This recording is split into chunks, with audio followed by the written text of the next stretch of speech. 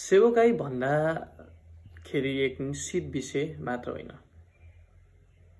यो त एउटा परमेश्वरप्रति येशू ख्रीष्टप्रतिको आफ्नो जिम्मेवारी हुन आउँछ।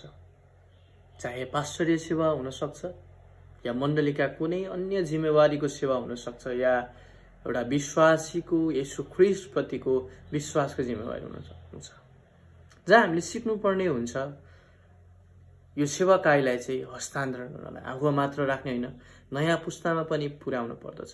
जिम्मेवारी, सेवा, सिकाउने कुरा। जय मसीह। आशा छ सम्पूर्ण तपाईहरु सन्चै हुनुहुन्छ।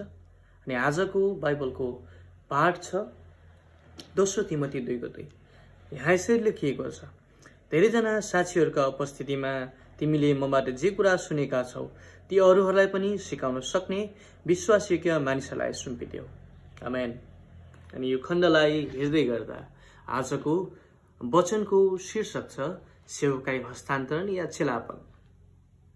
जसरी पावलले तिमोथीले विश्वासीलाई जसले अरूहरूलाई सिकाउन सक्ने चेलाहरूलाई हस्तान्तरण गरेको कुरालाई हामी हेर्न सक्छौं।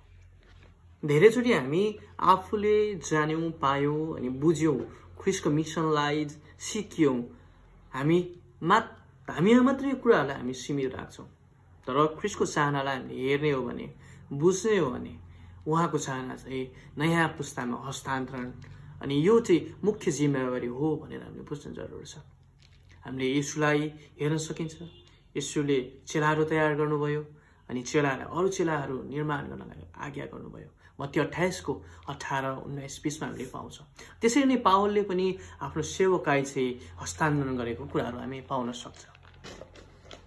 आज तपाई र म पनि जुन तरिकाको सेवकाई गर्दै तापनि हामीले चेलापन गर्न र हाम्रो जिम्मेवारीहरूलाई चाहिँ सेवाको जिम्मेवारी चाहिँ हस्तान्तरण गर्न जान्नु जरुरी छ। के तपाईले पनि चेला तयार या निर्माण गर्दै हुनुहुन्छ जसले तपाई पछि सेवालाई चाहिँ निरन्तर गर्दछ? के तपाईले आफ्नो चेलालाई समय, स्रोत, क्षमता, शिक्षामा बढाउँदै जाँदै हुनुहुन्छ? यदि छैन भने आउनुहोस् हामी आजदेखि चेला निर्माण गर्नलाई सुरु गर्नेछौं। हामी आउनुहोस् हामी प्रार्थना गर्नेछौं। परमेश्वर तपाईलाई धन्यवाद दिदर्छ तपाईको अनुग्रहको लागि। पवित्र आत्मा जुन खण्ड हामीले हेर्यौं, जुन खण्डबाट हामीले सिक्यौं चेला निर्माणका कुरालाई, प्रभु हामी आशा गर्छौं आउँदो दिनमा तपाईले हामीले सिकाउनुहोस् अनि प्रभु तपाईको राज्यमा चाहिँ प्रभु चेला निर्माण गर्दै गर्दा तपाईको चाहना अनुसार हामी प्रभु हाम्रो सेवकाईलाई अगाडि बढाउन सकौं। धन्यवाद। सबै कुरा तपाई येशू ख्रीष्टको नाममा। आमेन।